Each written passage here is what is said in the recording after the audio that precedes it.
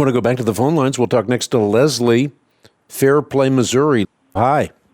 Hi. Thank you for answering my call, and I'm finally glad I got through. It's nice to have you on the air. First of all, I do want to say I really enjoy your show, and I do appreciate all the things you do. You're really great at providing wisdom and understanding and explanations. Thank you for that. You got it. My privilege.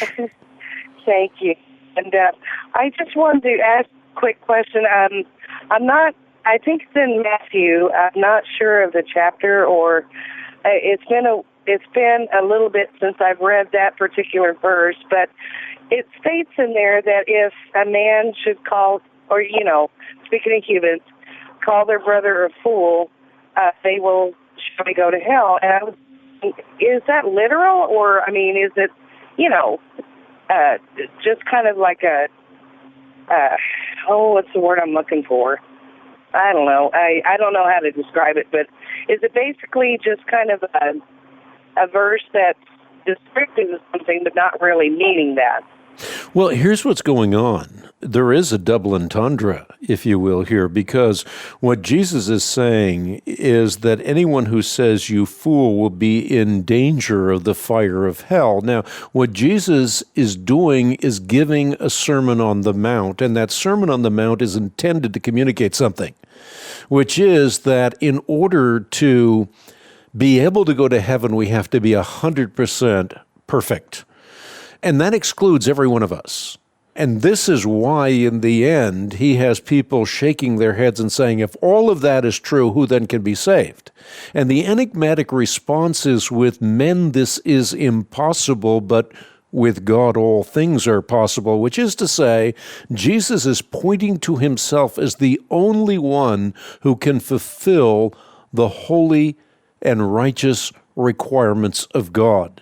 So Jesus alone lived the perfect life. And unless we embrace his righteousness, we have no hope. The Pharisees and the teachers of the law are trying to keep the letter of the law.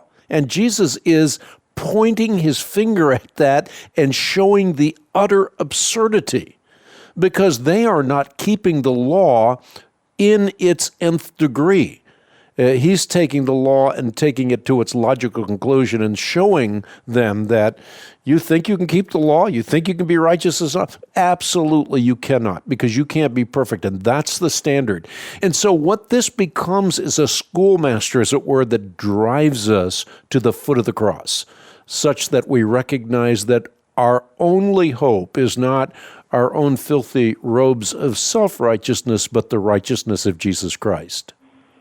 I see. Okay. So in other words, really should be taken literally. However, you don't want to push it.